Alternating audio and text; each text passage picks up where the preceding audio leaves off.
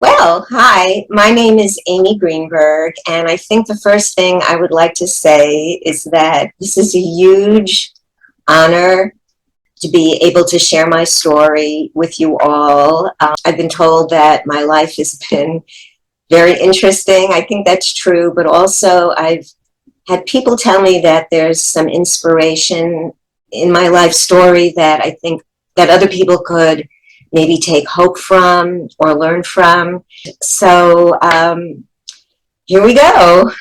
So let's see. I'll start with the fact that I'm 72 years old, and it's really important to me that everyone know that I am a native New Yorker. And I lived my entire life, growing up, going to school, working in NYC, and actually lived in the same Greenwich Village studio apartment for 40 years. Then in 2014, having met the man who was going to be my husband, artist Don Pearly, I moved to Stamford, Connecticut. And I look at that as having moved to suburbia. It's not really suburbia because it's in a city, but to me, it's like suburbia. And I've been struggling to maintain my New York identity while trying to become this person who lives in this other relatively small city and who has a house and a husband. And last but not least, two beautiful little girls, Fluffy Puss and Peekaboo. So, yes, I'm very grateful to be here. And I wanted to start my story by reading a quote that over time has taken a more and more significant place in my thinking about my life and about life in general. And the quote is by Viktor Frankl from his book, Man's Search for Meaning. And it's about his experiences in Auschwitz during World War II. So, quote, everything can be taken from a man, but one thing, the last of the human freedoms, to choose one's attitude in any given set of circumstances, to choose one's own way. And he tells us in his book that his survival of Auschwitz was predicated on two things: luck, that it didn't happen to be the one who got killed, but also the way that he was able to orient his mind and his thoughts in the way that he felt could help him survive. And so this quote obviously means a lot to me, and I've been sharing it with a lot of people. I think that even during my worst times, and I've had some pretty big ones, which I guess you're going to hear about, I chose my own way. And I did this by making certain sacrifices and certain hard choices, and by committing myself to my dreams. Now, I didn't run around like a crazy person saying, oh, I have a dream and I'm going to follow it. But in retrospect, I could see that I did, and that I had many. And those dreams, having a dream, this bright and shining purpose in my life, was partly responsible for my keeping my head above water emotionally.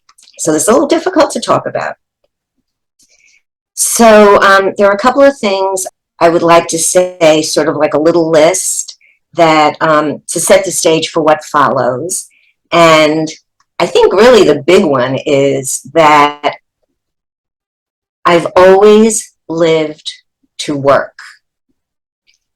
That working for me was a life-saving process. It gave me a sense of worth, a sense of meaning and purpose, and a sense of self. And if anybody ever dared ask me when I was going to retire, I would recoil in horror. And I say, no, I'm never going to retire. I'm going to work until I drop dead. So keep that in mind. Ever since I was a little girl, and I'm not 100% clear how this happened, and I will talk about it a little more, I've always wanted to be free of society's constraints and expectations, especially about women's roles in the world. So I was a different kind of thinker even as a young child. And that, so the other thing that I want you to think about and that I learned was that heartbreak, while being terribly, terribly painful, can actually lead to something beautiful and even life affirming. And I'll tell you a little bit about that as we go forward. Let's see. I've learned in my life that it's never too late to be the person you want to be. And that there is a moment in your life, maybe more than one time, where you know, like, this is it. This is my self-defining moment, not as a working person, but as a human being. So you're never too late. It's never too late to become the person you want to be. Okay, now the final thing I want to throw in here, just to get you sort of like, on your toes, is that anyone, anywhere can have a mental illness.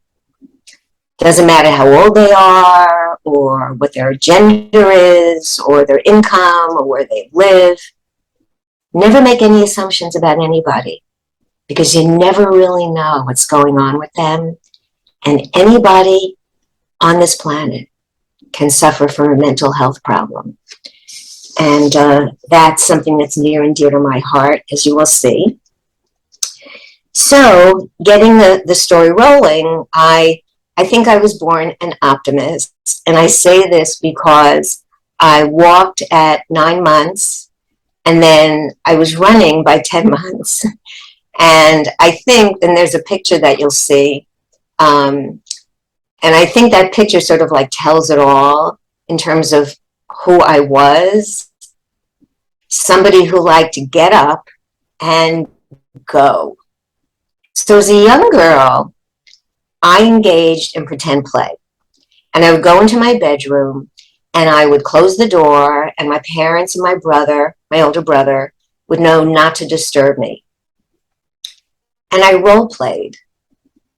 And I think this started maybe when I was about 8 or 9. I can't be sure. And I role played 2 particular roles. The first one was as a teacher. And my parents got me, a blackboard with wheels, and I could roll it around my room. I had erasers and chalk. And I even had saved the workbooks from my time in school, from the previous months of my school year.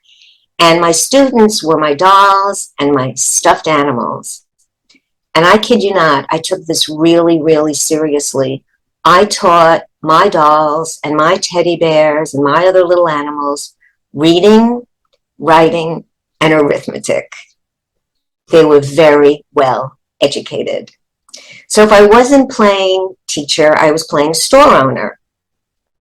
And so, of course, I had a cash register, and I had money, and I had products, set out on one of my shelves. And my customers were my dolls and my stuffed animals.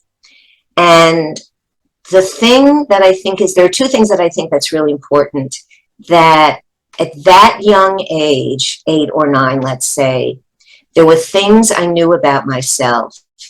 And if you reflect back on your early child, perhaps you would find the same thing.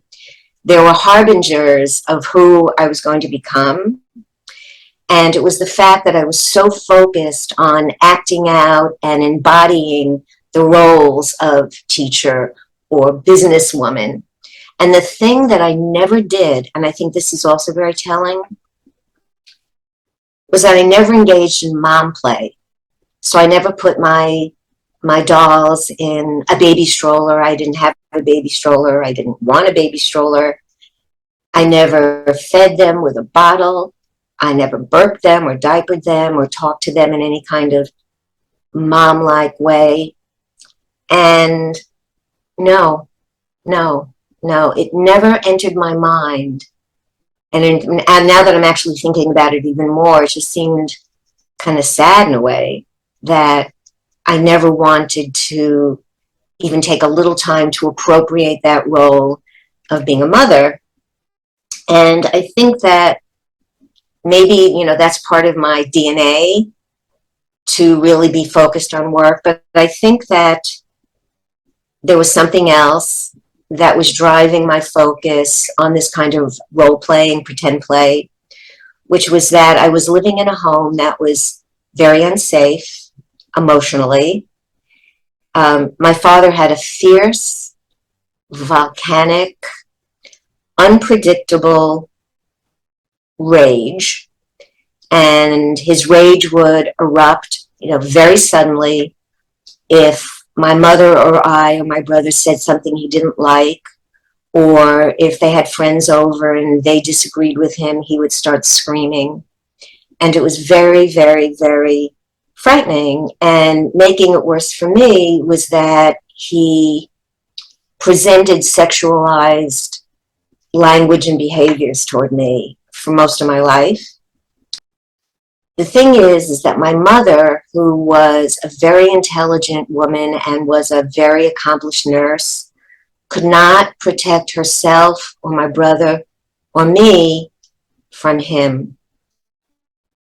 And it was kind of like living with a monster, because you just never know when he would just start screaming.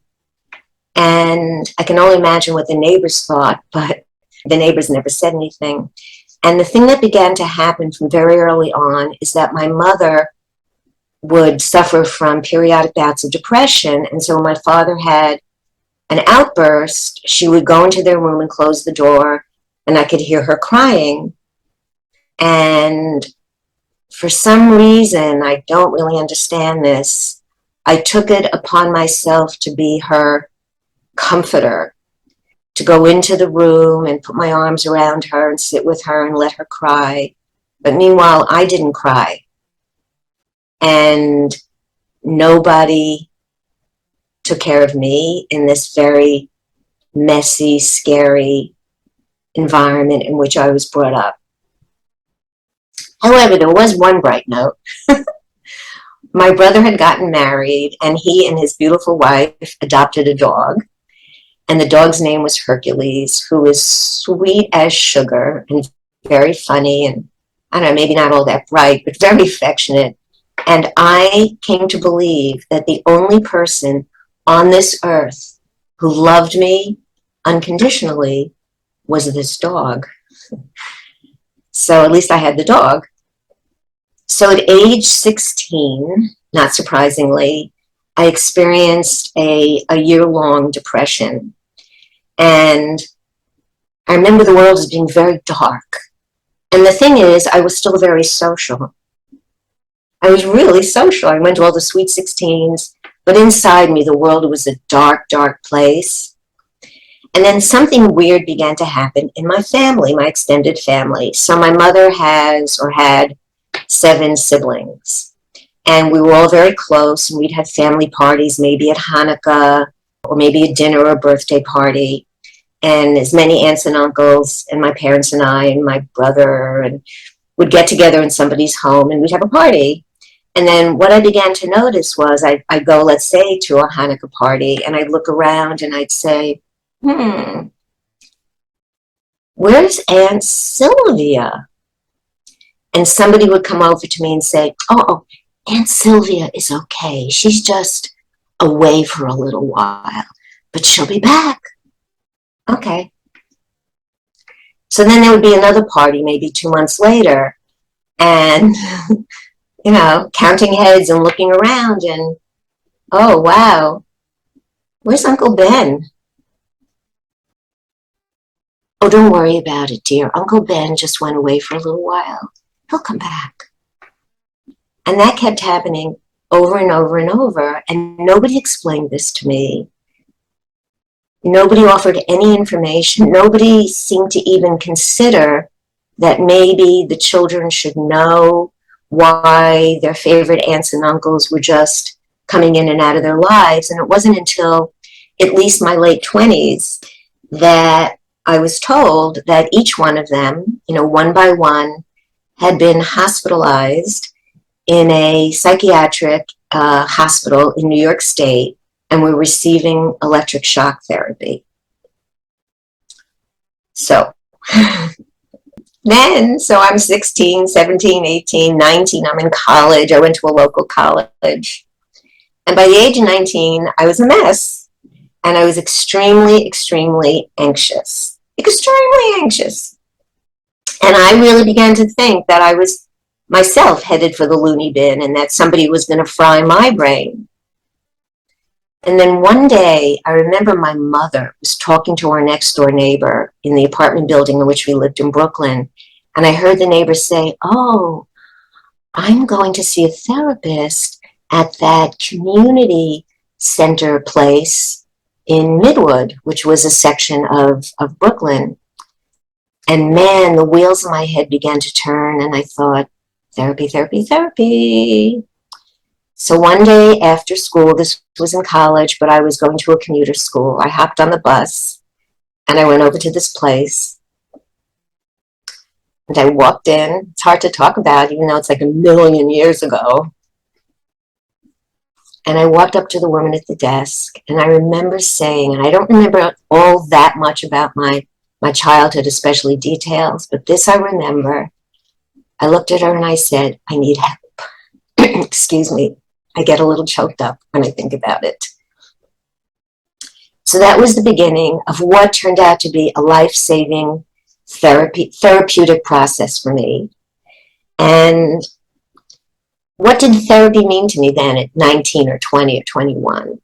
And I think the most important thing was that as imperfect as my therapists were, a psychiatrist, a psychologist, that they were able to somehow create a safe space for me, or they were somehow able to help me feel safe with them in their space, which was an office. And it was the only place that I ever felt safe was in therapy. And the other thing, of course, was that when you're in therapy, a certain kind of therapy, this was talk therapy, you really have to take a walk into the past. And the reason why you're in therapy usually is because the past wasn't so hot. And my past wasn't so hot, my present wasn't so hot. So anyway, therapy, therapy, therapy. Meanwhile, I had a strategy for how I could create some control in my life outside of the therapeutic environment. I was really smart. And you'll never guess what I decided to do, to create a sense in me that I had control over my life and my being and my body. I drastically reduced the amount of food I ate. And I just began to get skinnier and skinnier and skinnier.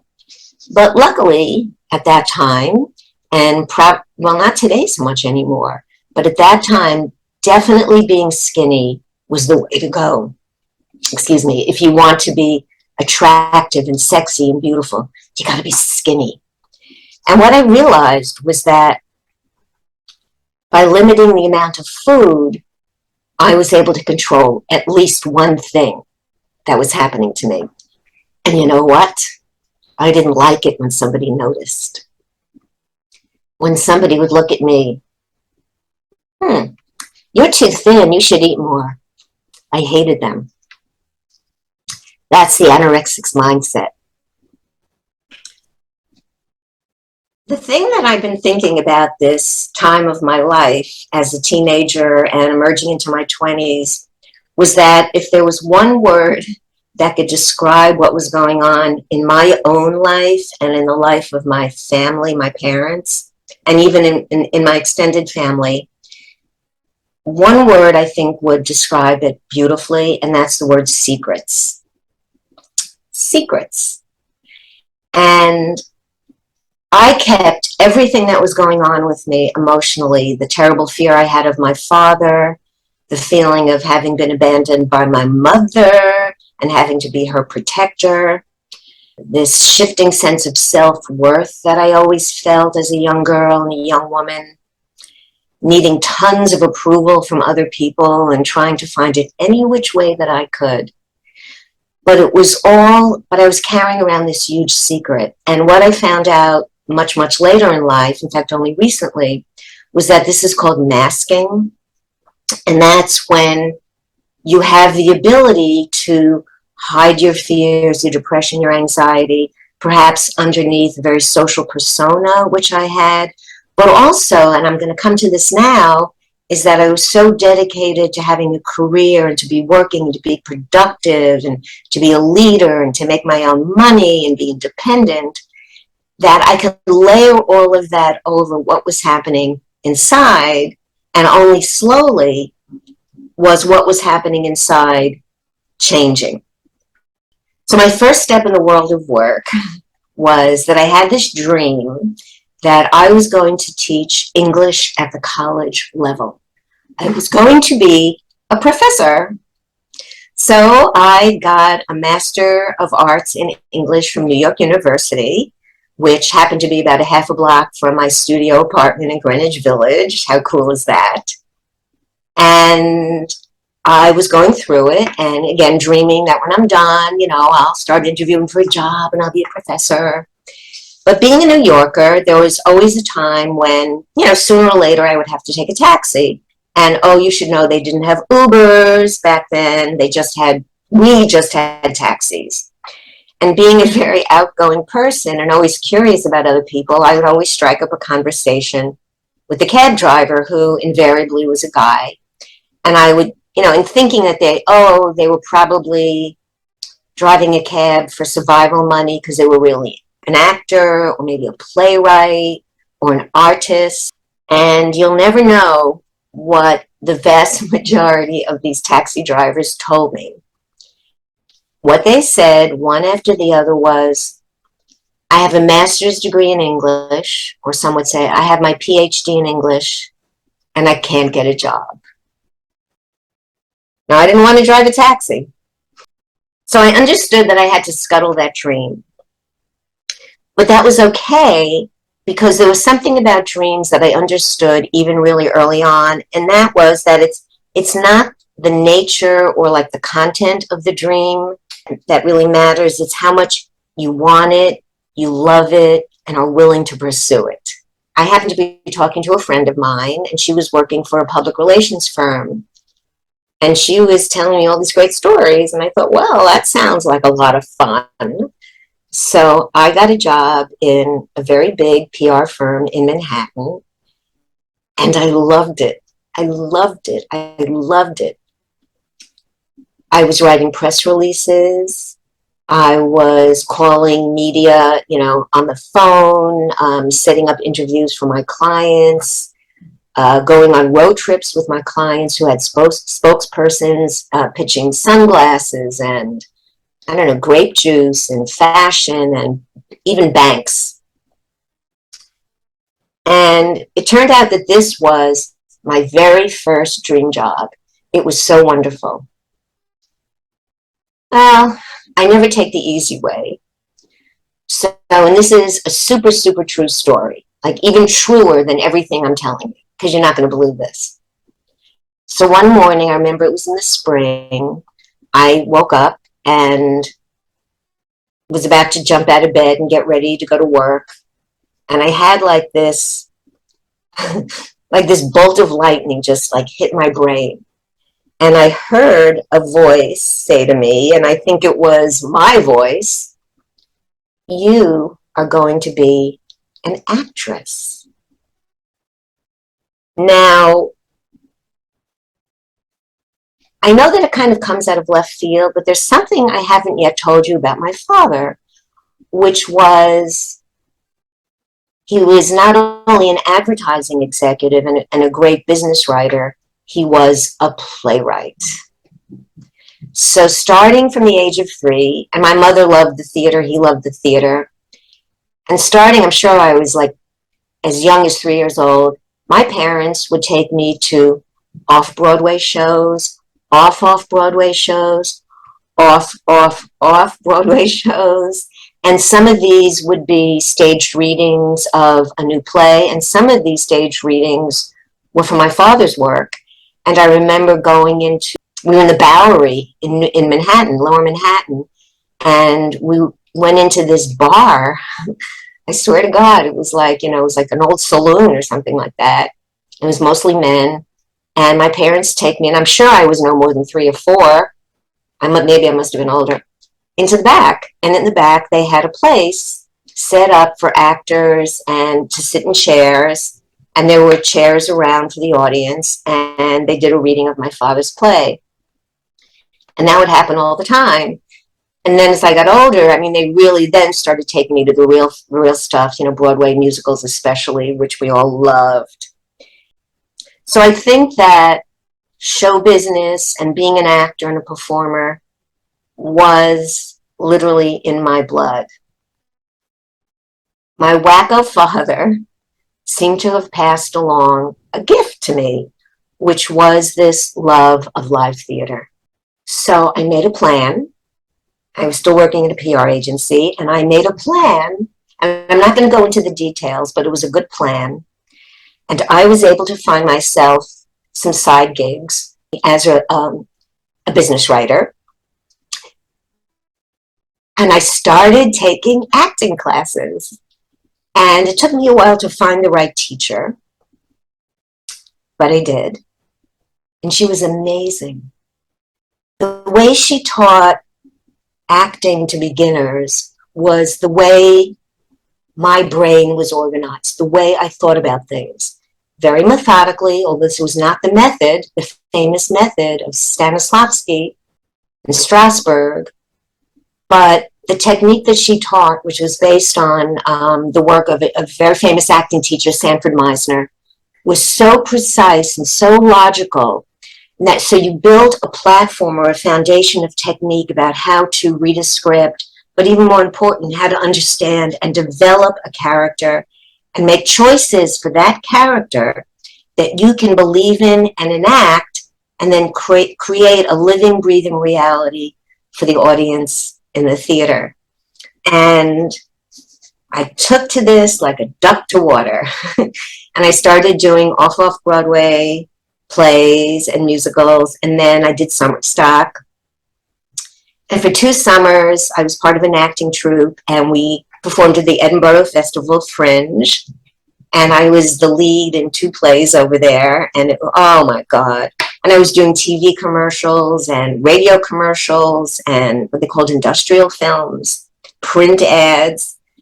Then I decided that I knew enough about what it takes to create a character, to make real, believable, powerful acting choices. So I started to teach acting. And it's very hard for me to decide which I love more, performing or teaching. And in the time that I was an acting teacher, and I was also pursuing the performing as well, I watched these mostly young men and women change and be able to get up on the stage in our acting classroom studio and give themselves 100% to a character and to the other actor that they might have been doing a scene with. It was extraordinary. So like every part of my brain, every part of my emotions was all just clicking, clicking, clicking. And the thing about being on stage that I super loved was that I got to the point where I knew how to hold the audience in the palm of my hand.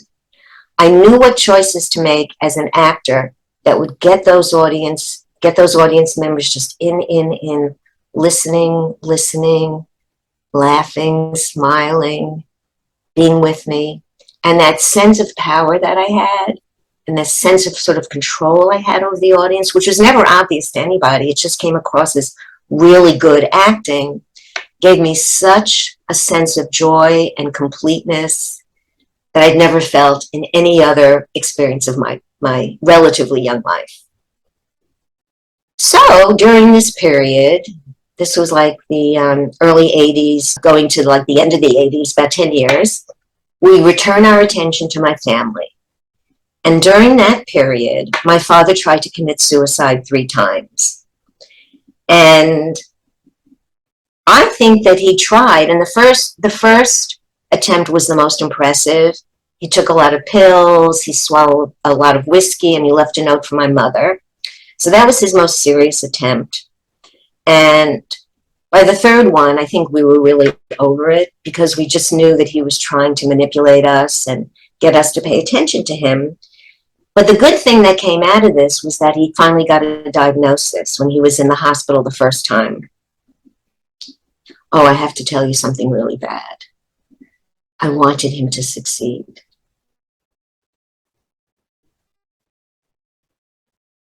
But he didn't. So anyway, during his first hospitalization, he was an inpatient in a psych ward in New York. He was diagnosed with a severe and untreatable mental illness called malignant narcissistic personality disorder. And I've been told that that diagnosis doesn't exist anymore. I don't know what happened to it, but you know, as therapy and psychiatry and research becomes more advanced and more sophisticated, new insights occur. But that was the diagnosis then. And when I researched it, man, he fit the bill 100%. And as it happened, by the time I was 40, I was deep into a personality disorder of my own, although I wasn't diagnosed until I was, I don't know, maybe like 10 years later. So here I am working as an actor, as an acting teacher, but this secret that I held inside me, which I never showed anybody because I was pursuing my dream and I was being very high functioning and loving it, was that I carried this terrible secret that when I was alone, I was frightened and anxious and depressed. I felt very different from other people. I couldn't hold a relationship with a man. I'm heterosexual. I couldn't keep it. I was too needy, too emotional, probably too self-centered. It was rough, man.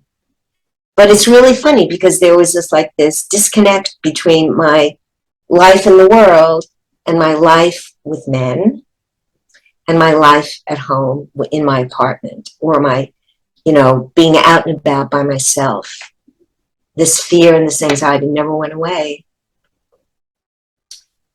But anyway, I loved the acting part of it and I loved the teaching. And then one beautiful Sunday afternoon, I decided to visit my brother and his beautiful wife, Linda, and their 3 little boys out in Montclair, New Jersey. And I was walking briskly along the sidewalk, approaching their house, and I slipped and I fell. And I hit the sidewalk with my left knee and shattered it into about a gazillion pieces. And long story short was that I was in physical therapy for 2 years and I kept having operations. So just when I'd get better, I'd have another operation and there'd be more PT, blah, blah, blah. And I couldn't audition because I couldn't perform. And I realized that it actually really hit me what a risky life I had been living, with the income from the acting, which was never like 100% predictable, and the income from teaching, which was, of course, never 100% predictable. And the sideline writing gigs that I was doing was never 100% predictable. I had put myself in a financial situation that was, unstable and unpredictable. And this dream, like my kneecap, was shattered, just shattered. And I was desperate, and I began to think, well, I'm mostly at home now these days. What can I do? I have to earn a living, and I have to have the kind of work that I can still count on as being purposeful and meaningful. And then it came to me, oh, I'll start my own PR business, but it'll be home-based. I'll work from home. And so I did, and I was able to take some of these, side gigs that I had as a business PR writer and transform some of them slowly but surely into bigger accounts. But I went out by myself and I got clients. 3M was one of my clients, the big business-to-business manufacturer, 3M. I had a wonderful account, Finlandia Vodka. I know it's not popular anymore. And I had a big client that was like the biggest convention organizer in the world. And they'd do conventions in Las Vegas and Chicago. And I loved being a business owner. I loved being my own boss. And it turned out that while becoming an actor and an acting teacher was a dream I never really knew I had until I got that bolt of lightning in my head, being a business owner was a dream that had never occurred to me. And so what I did was I was living still in that apartment in Greenwich Village near NYU. And I always had 2 part-time assistants, and they were always women. And that was a very conscious choice that I made, because certainly then, let's say in my 40s, it was very clear to me that women were often getting the short end of the stick in the workplace, and frankly, in my opinion, in life in general, and that I was going to do one small thing for other women, which was to give them a part-time job and to teach them how to be a publicist, which meant I was offering them an opportunity to learn a skill and a career and to be self-supporting when they graduated, if they chose to pursue public relations. And it was wonderful. So my business was chugging along really nicely, and I was loving it and doing the billing and the taxes and stuff like that.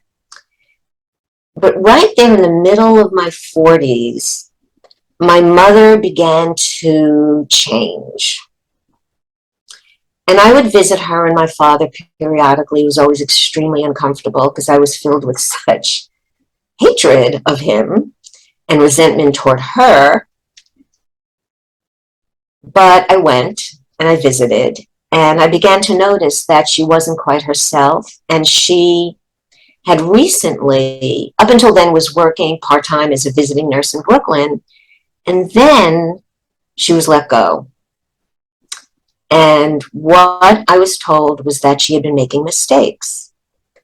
And at that point, she was in her early 70s, and of course, people in their early 70s, such as myself, we do make mistakes. But I guess they were frequent and of the type that were not acceptable. And so they finally asked her to retire. And I guess she never wanted to retire any more than I did. So in that way, we were alike, which was great now that I think of it. But I noticed that, for example, she was always the one who paid all the bills in my family. Always. And she loved doing that. And I think that gave her a sense of independence and control. She stopped paying the bills. She wouldn't touch the checkbook. And then I remember one day she said, "I'm so excited. I'm going to get volunteer work." Now, living in Brooklyn, there are a million places where you can volunteer. In hospitals, in daycares, in Head Start programs, in libraries,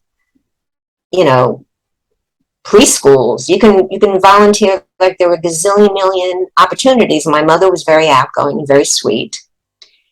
And then over time, as I gently sort of nudged her to tell me how that was going, she said, "Oh no, I just can't find anything. There are no volunteer opportunities for me." And that, combined with other behaviors, brought me to the realization that my mother, like her mother and her mother's mother, my grandmother, had Alzheimer's. And I'll never forget the afternoon I just walked out of the office of my then psychiatrist, who had an office in Wall Street. And I went to a phone booth. Yes, we had phone booths. And I called my brother and I said, "Mommy has Alzheimer's." And he wouldn't believe it. And I said, "I think she does." So my father took her to a doctor. I guess it was a neurologist, and she got diagnosed. And that's what they said was happening. Up to this point, my father was always sort of like an intrusive force between my mother and me. And so I could never get really positively and healthily attached to her. And being with her, my father was always just filled with landmines. And so when we got her diagnosis, something happened for me that changed my life. And that was, I realized that there comes a time in your life when you get to decide the kind of person you want to be. There comes a time in your life, and you know it when it happens, when you get that opportunity to be the person you've always wanted to be. And that was the time. And so as my mother became, more and more limited, what my father would do was go on once a month. He'd go away for the weekend, and my brother and I would split the weekend, and we call it babysitting for mom. And so in my time, which would be Saturday afternoon into late Sunday afternoon, I took care of my mother at home, and we would have these incredible adventures. And the adventures were things like going to the local giant supermarket and cruising the produce section. And I would ask my mother, Mommy, what's that? What's that? And she'd pick it up and she'd say, oh, that's an apple. Mommy, what's that? Oh, that's a banana. And I feel like I was kind of a teacher, becoming like a teacher to her. And then we go to the canned goods aisle. We picked out our favorite spaghetti cans or canned beans, and it was fabulous. And then we'd have all these little adventures, and then we'd come home. And I didn't sleep with her in bed at night, but I was always very aware of her getting up. And in the morning, I'd come in and cuddle with her, and we would just cuddle, which we never, ever, ever, ever did before that. Finally, it was time to place her in a nursing home. And the day that we did was the worst day of my life. Leaving her there was for me the biggest betrayal that I could ever conceive of doing ever, which was to leave my mother alone in that was a lovely place. And the guilt and the sadness was unbelievable. But I also knew that this was reality and that I had to keep being the person I wanted to be, which meant every other Sunday for 7 years, I visited with my mother in the nursing home. My father was informed by my brother that he was never, ever, ever to visit my mother when I was there, and he never did. And so she and I became closer and closer and closer. And when she could still talk, she would look up at me with her big blue eyes and she would say, Amy, I love you. Or she would take my hand and she would kiss it. And she would say, you are my precious one. We are together as one. And it was like all the things that had happened before that made me feel so unsafe by her own depressions and her crying were being rectified. And I remember I was wheeling her in her wheelchair, and we ended up sitting on a bench in the neighborhood of the nursing home. And I was kissing her, and she was kissing me. And we were laughing. And there was a man standing there, and he was just standing back and watching. And he came over to me, and he said to me, there's a place in heaven for people like you. And there's certainly nobody had ever said that to me. So finally, at 87, she died. But the thing is that heartbreak and Alzheimer's is heartbreaking, and you never know which way it's going to go, how bad it's going to be, how fast it's going to happen. Out of heartbreak came this healing and intense, almost like love affair or romance with my mother, where I knew that I was really functioning as the caregiver. But because she was so available to love me, separate from my father, outside of his sort of poisonous narcissism, that she was caretaking me and giving me the love that I never really had from her. And it was beautiful. And when she died, she was 87.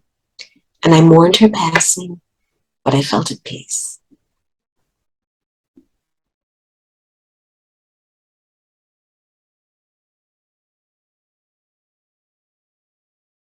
All right. So the saga continues, and it does start to feel like a saga after a while. To situate everybody, here I am in my late 40s, living in New York in my beautiful little Greenwich Village apartment. And it was a Saturday night in the winter, and I was at home, and I was waiting for my 3 adult nephews to come by, and I was going to take them out to dinner. And I'll never forget this. I happened to be wearing a sweater. No, I chose to wear a sweater that one of my nephews had bought me, and I wanted him to see that I loved it. So I'm kind of standing around in my apartment waiting for the doorman to buzz them up. And all of a sudden, it was whoosh, and I was burning up. I was on fire. But the thing is, I was only burning up from like the waist up. I was burning up from the waist up, and the rest of me was just fine. And then whoosh, it happened again. And I thought, oh my God,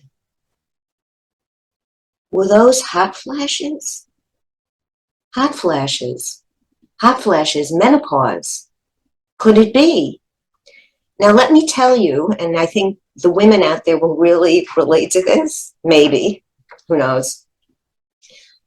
In my entire life, I had never given menopause one single thought. I had never talked it over with my mother, with my friends, with my therapist, nothing. I just maintained a willful and blissful ignorance of the subject. It was like menopause had nothing to do with me. I didn't want to hear about it. But I knew enough about menopause to know about hot flashes. And I kid you not, the minute I had these 2 hot flashes in my apartment, I knew exactly what was going on. And it was such a shock. So I took my nephews out to dinner, and we were in this lovely restaurant in the village. And every once in a while, it would happen again. Boom! And it was cool in the restaurant. I mean, they had the heat on because it was winter, but I was wearing my sweater, and I would take the sweater off, and then I would feel better because I put the sweater on, and then boom, I take the sweater off. And my nephews began to notice that something strange was happening. I was putting the sweater on, taking it off, the sweater on, sweater off. And I just said, I'm fine. I'm fine. I'm fine. It's just a little hot in here. Hot. It's winter. It's December. So anyway, from that event that night, I began to casually talk to my friends about menopause, something I had never, ever, like I said before, discussed with them or anybody else. And some of them said they had gone through menopause, or they think they were going through it, or they knew that it was soon, or their mother was going through it, et cetera, et cetera. And just in asking them this very basic question, like, are you going through menopause, or, what do you know about it? What I began to notice was that they wanted to talk to me. They wanted to talk to me about what menopause felt like for them and how it changed their lives. But it was very informal. It was just off the cuff. And so I listened a little bit, and then I began to think about it. And I kind of got an idea, because at that time I realized that the media was very hot on menopause. You could watch menopause interviews like on Good Morning America or the Today Show. There were books being written about it, articles, people were giving talks about it, interviews, you name it. Menopause was a hot topic. And I began to see that there could be something there, because one of my dreams had always been to write a book. Well, so I got this idea that I would talk to my friends and their mothers about menopause. And then if those interviews went well, I would start interviewing women around the country. Oh, sure, why not? But these women they'd represent a broad cross section of, let's say, backgrounds, cultures, demographics, etc. So I would have a good mix of interviews.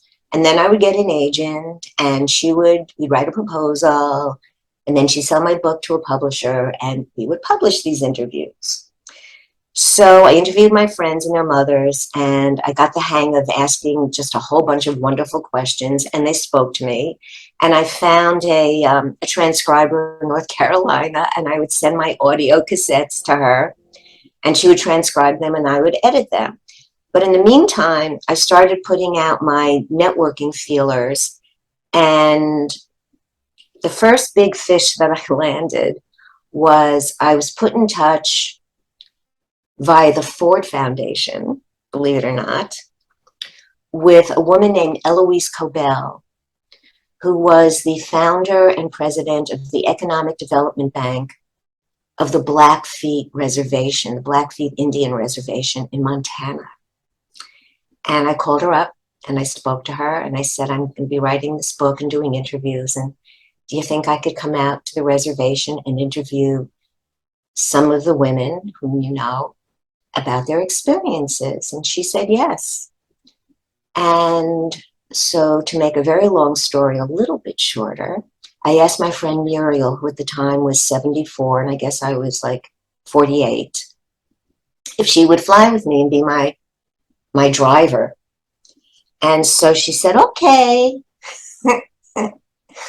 So we flew out to Montana and drove through the buffaloes on the prairies and the big blue sky of Montana. And we spent about 3 days on the reservation. And I interviewed maybe between 6 and 8 women. And it was the most stunning experience I've had in my life. Because these were women who were telling their stories to a total stranger, to the white girl from New York, which is what they called me, which I sort of took as a compliment. And the stories they told me, some of them were inspiring, but some of them were heartbreaking.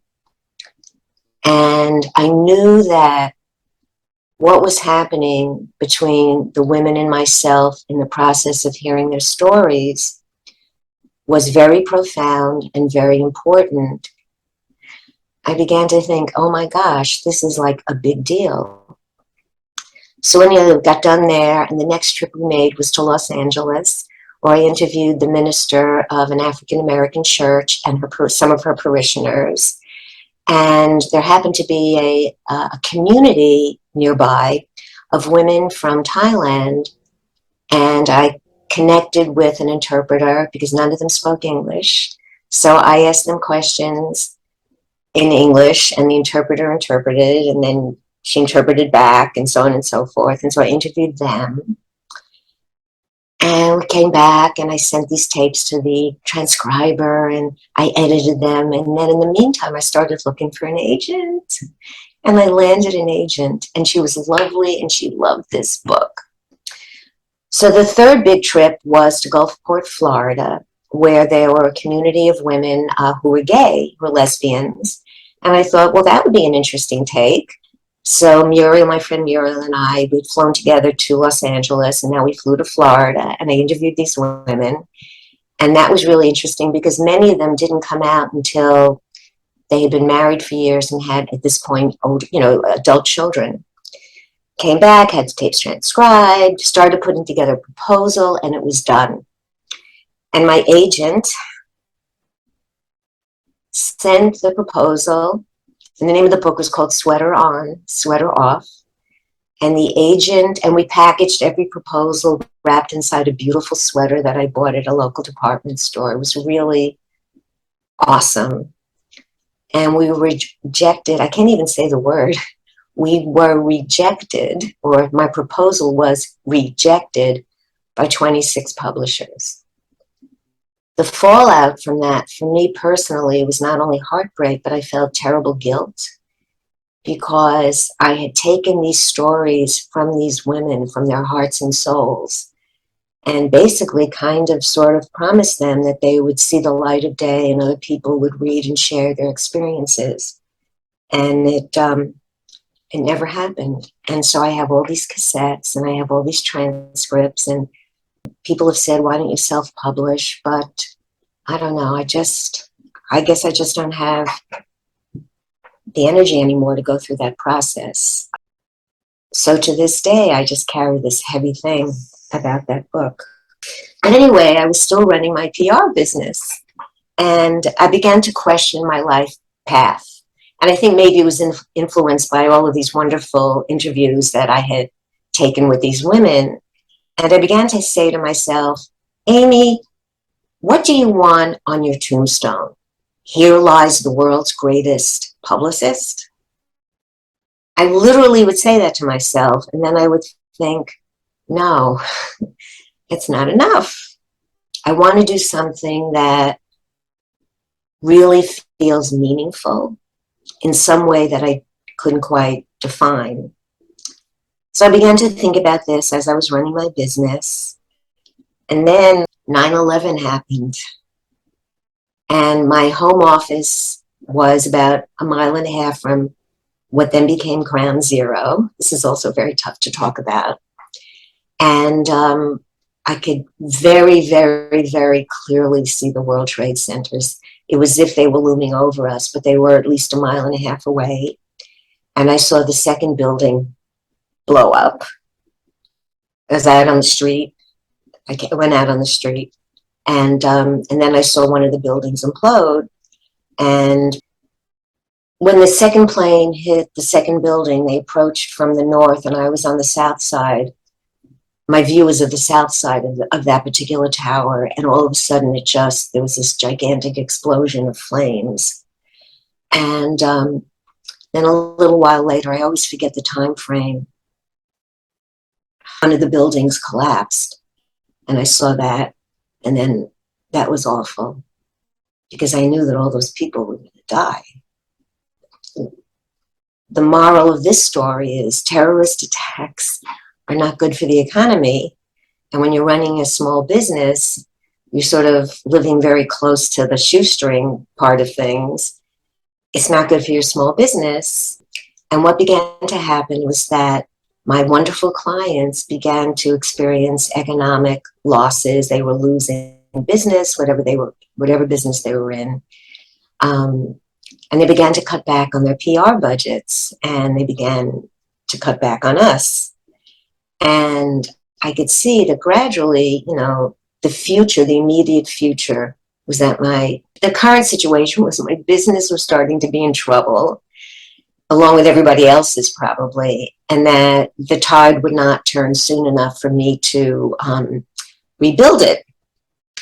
So then I got diagnosed with borderline personality disorder by my psychiatrist. And I don't know how many of you know what that is, but it's a very serious mental illness. And there were at the time 9 diagnostic characteristics, and I checked off every single one. Every single one applied to me. Funny, I was not thrown by this diagnosis. I knew I behaved and felt in all these 9 different ways. I just didn't know there was a name for what those all were. And so I felt that having a diagnosis was good for me, because it told me that people were aware of what was going on with this family of illness diagnostic characteristics, and they were researching it, and maybe there could be real specific treatments. So I felt encouraged. But the funny thing is that, I don't know if it's funny, I never told anybody that I had this diagnosis. I'm not quite sure why, but I also never really told anybody about my family, my father, my depressed mother. I just never talked about it. I went through all of that either in the privacy of my apartment or in the safe place of my therapist's office. So it wasn't until about 2 years ago that I ever actually disclosed to my family about this disorder. So I got this diagnosis. My business was dying on the vine, but it gave me the dying on the vine part gave me an opportunity to take a step back and say, okay, there clearly has to be a next step. What's the next dream? Now, funnily enough, I mean, this all sounds really sort of about luck and improbabilities, but I began to notice children. And trust me when I say, I never cared about children. I wasn't interested in them. I didn't understand them. I found being around them quite boring. And as you may recall from the first part of this interview, I never engaged in pretend play about babies and taking care of them. My baby dolls were my students or my customers. Now, I had 3 nephews, and I did the best I could to be an aunt to them. I don't think I was really quite successful. But I began to see that, oh, children say interesting things. And they say interesting things in a way that makes me want to think and ask them questions back. So I started to volunteer with children. And this was like at the tail end of my business. And I was volunteering maybe 4 hours a week in various locations, including Gilda's Club, named after Gilda Radner, and in Head Start and the Children's Aid Society, and there was one other place, I don't remember. But I loved doing the volunteering. So I thought, well, I would like to work with children, but not just any children. They have to be children who have problems, because I relate to people who have problems. So I got my second master's degree. This one was in education from the Bank Street College of Education in New York City. And I started a career that lasted 18 years, working with children from the ages of about 16 months to 5 years, kids who had the autism diagnosis, Down syndrome, generalized issues with relating, communicating, and thinking, language delays, motor delays, et cetera, et cetera. I worked as a head teacher in classrooms, and about 50% of those 18 years, I spent working in children's homes, partnering with families.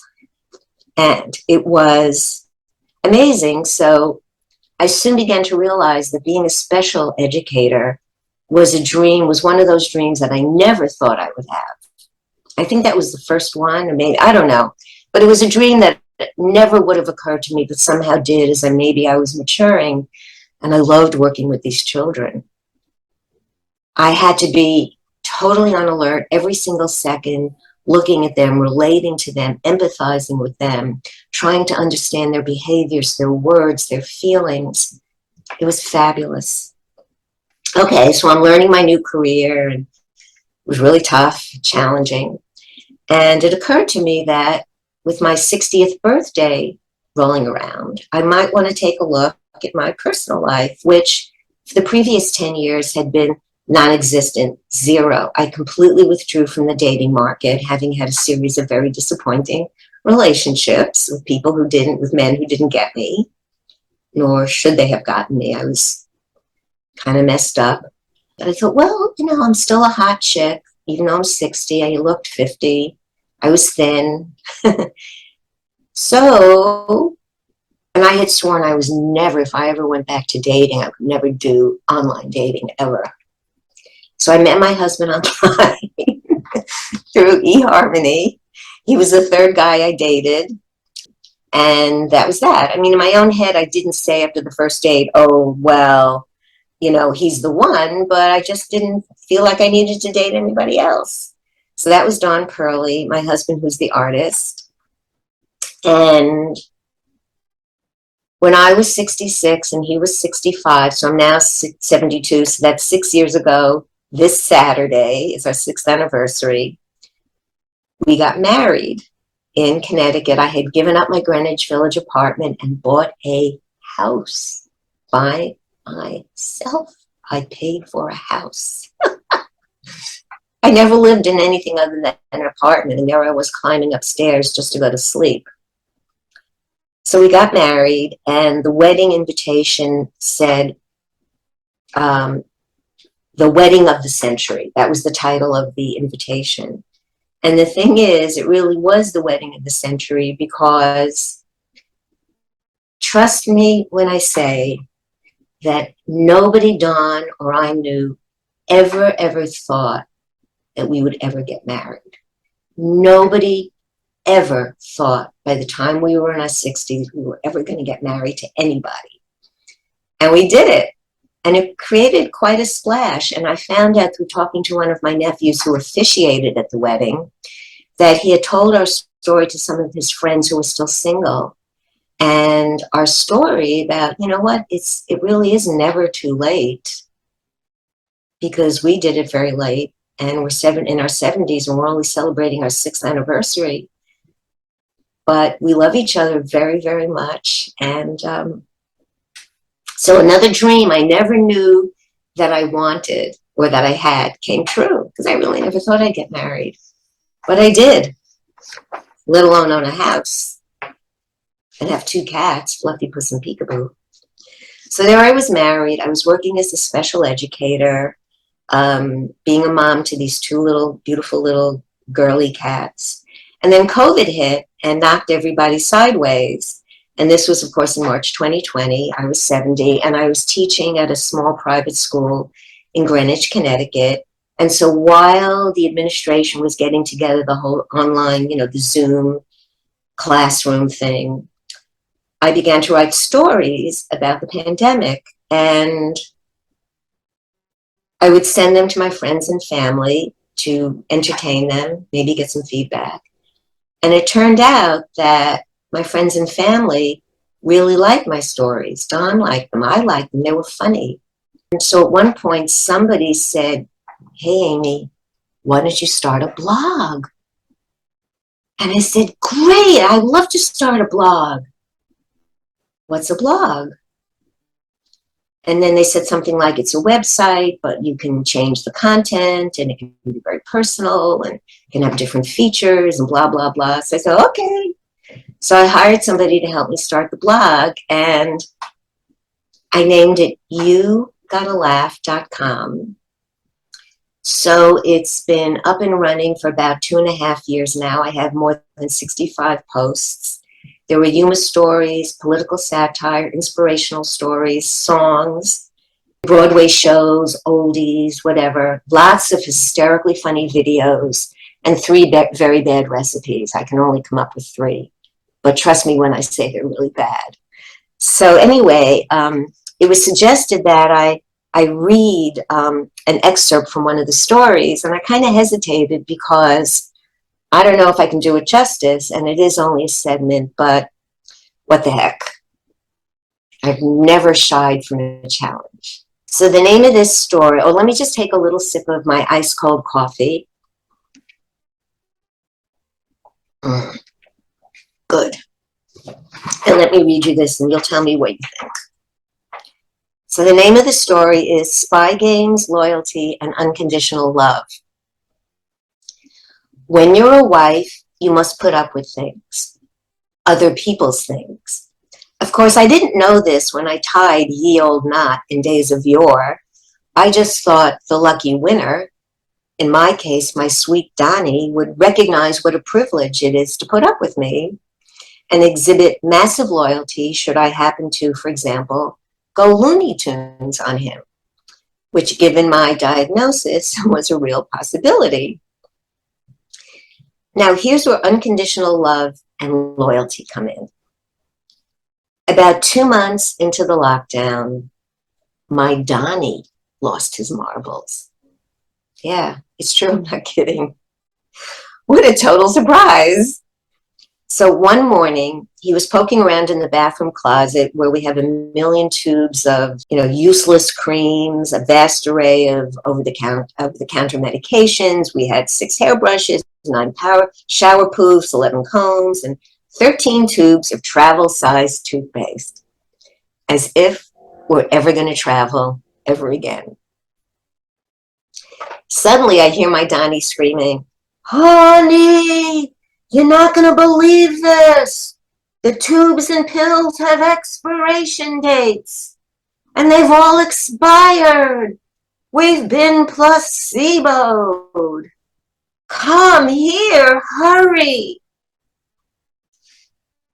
While I totally believe in unconditional love and loyalty, sadly, at that moment, I had to take a break from them.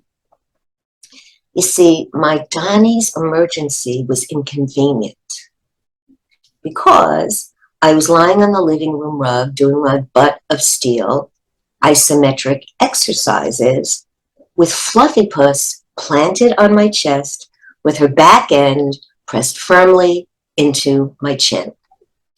Concerned that if I called out to my Donnie, I'd get a mouthful of Fluffy Puss, I lay there like a lox, enjoying her warm, tushy softness nestled against my person.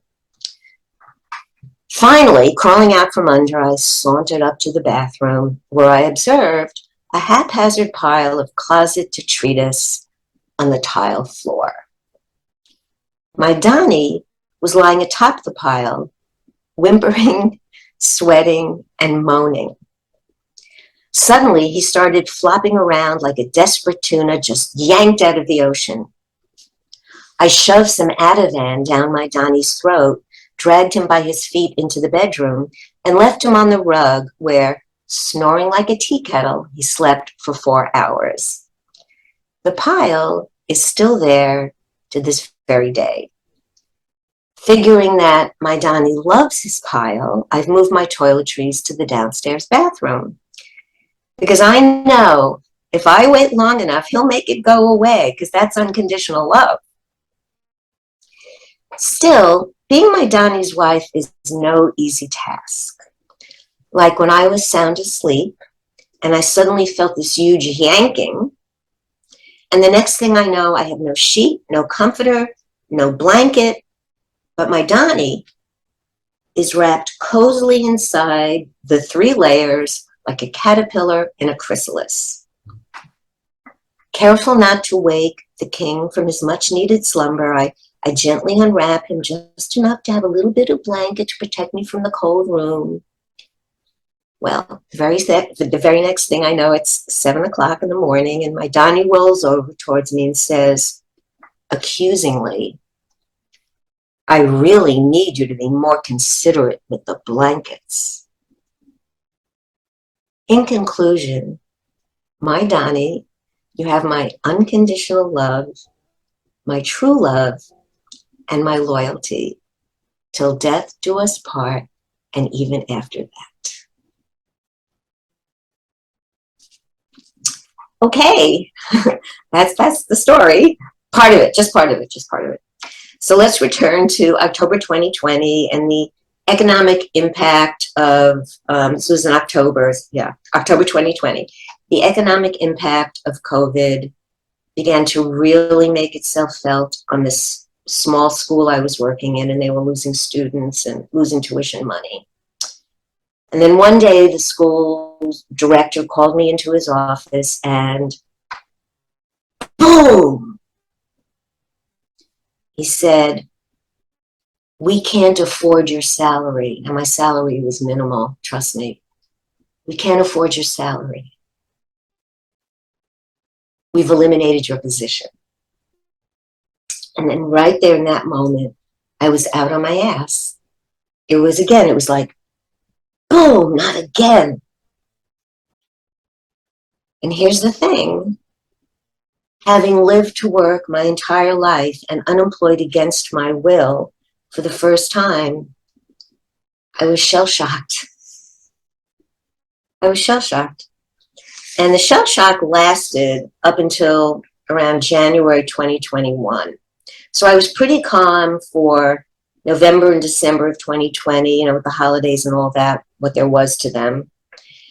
But by January 2021, I started to lose it. And I suddenly began experiencing anxiety and panic and depression, and my thinking became increasingly negative, and the future seemed empty It seemed bleak and meaningless. I had no work. Now, at first, these feelings came every couple of days, but then after a couple of weeks, they became more frequent and it became harder for me to manage them and regulate myself. And while I figured that my despair was born of unemployment, that knowledge wasn't enough to mitigate the fear that I felt, the hopelessness that I felt, the bleakness at being marooned in this world without a job. And yes, as a side note, I could have looked for another job and probably gotten one. But remember, this was still when COVID was a thing. And being at the age of 70 or 71 at that point, going on 72, I was in a high risk group and I was not prepared to re-enter an unknown workplace and risk my life. So I felt like I had to stay home. But the thing is, when you build your life and identity around being a working woman, as I did, I had defined myself by my credentials, my talents, my dedication, my 2 master's degrees. I realized that I had spent my life relying on the positive feedback of coworkers and supervisors and clients and even these little kids that I worked with. I felt safe and whole and worthy when I was inhabiting this persona of the working woman.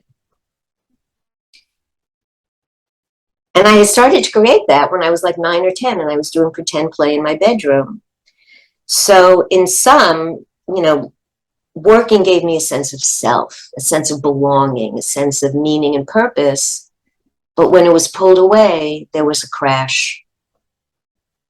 So when sudden unemployment slammed me, and I had no control over what was happening, certainly no control over COVID, this whole identity bolstering construct that I had created from being a little girl just got swept away, and I didn't even know who I was.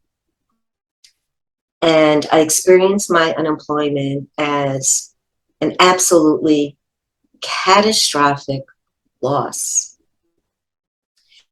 So now, like I said, the obvious thing was to go out and find another job, but for reasons I just told you, I didn't think it was wise. And as I became, and this was really the worst part, was as I became overwhelmed by this anxiety of being unemployed and not knowing what to do and being home, I began to doubt my ability to re-enter the workplace and be an effective person in the workplace. Because my mind was just scrambled. My thoughts were scrambled. My mind had become unreliable to me.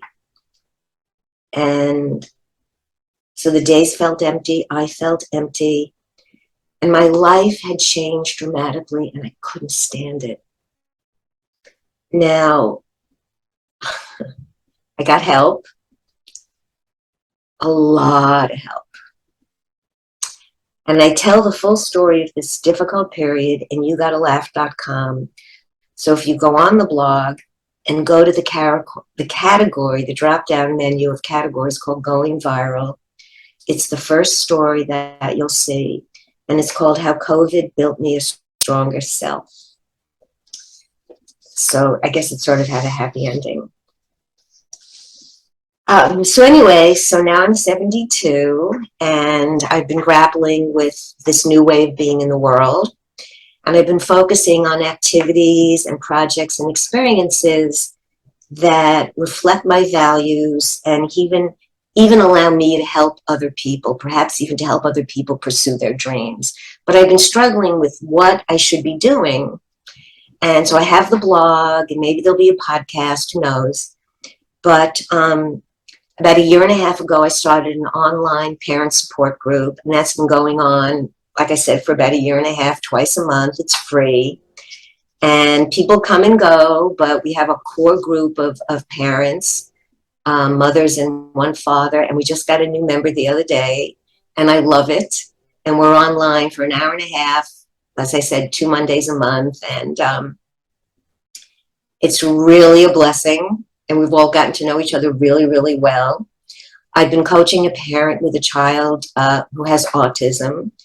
And that's been, we've been mostly on Zoom, and that's been tremendously successful. And I've coached her in how to be with her child and work with her child and play with her child. And it's just been amazing.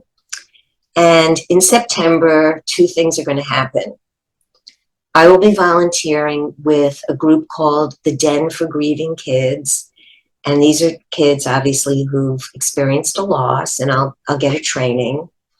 And the other thing that just happened was that my husband and I joined the Unitarian Church in our neighborhood, and they have what they call a religious education program. And I've been urged and encouraged and conscripted into being a religious education teacher every other Sunday for a bunch of little kids.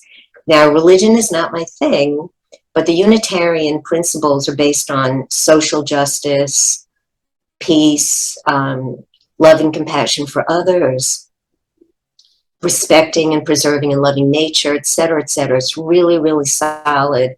And the values of the Unitarian Church totally reflect the values that I was brought up on and which I nurture to this day. So I'm going to be, every other Sunday, I'm going to be a religious education teacher for a bunch of little kids. And of course, I'm going to get some training, and we'll see how that goes. Well, that's not something I ever thought I would do, because I am so totally not religious. You cannot believe it. But, I'm still grieving a little bit, still adjusting to being an old person and not as slim and vital as I was. Always trying to practice radical acceptance of what is, and to determine that course of action or what's going to be unfolding for me in the future. And one of the things that I was thinking was maybe there's something in my very long story, perhaps in shorter bites, that might be of inspiration to others. And so that's something I've been thinking about. And I've been wondering how to end the story, because we're coming to the end. And I came up with some final thoughts that I thought might be useful. And I have a bunch of them here. Excuse me. Dreams have no special size. The dreams of others are not more important than your dreams. Some dreams start out one way and end up looking different, which happened in a couple of my cases. A dream is something that brings meaning and purpose to your life and anchors you in something that you feel is important and that maybe even have a spiritual component. No matter how old you are, no matter how young you are, you can open up yourself to your dreams and find a way to achieve them. That's for your own happiness and maybe even for the benefit of others. Having a dream is not a luxury. Excuse me. It's a necessity, because having a dream gives us hope. It is what moves us forward regardless of our life circumstances. Now, to change the subject a little bit, or a lot, I just want to say to anybody out there, if you are having a mental health issue, if you're not feeling well, please tell someone. Reach out to someone you think you can trust and tell them you're having trouble, that you need help, and that it's okay for you to need and want and get help. There are support services all over the place. You can go on Google. There are many hospitals that have outpatient services for mental health challenges. And when you're down, watch a funny video. Because, as I say in my blog, laughter is the best medicine. Oh, and tell your story to somebody, because storytelling is the next best medicine. Thanks, everybody. Thanks for listening.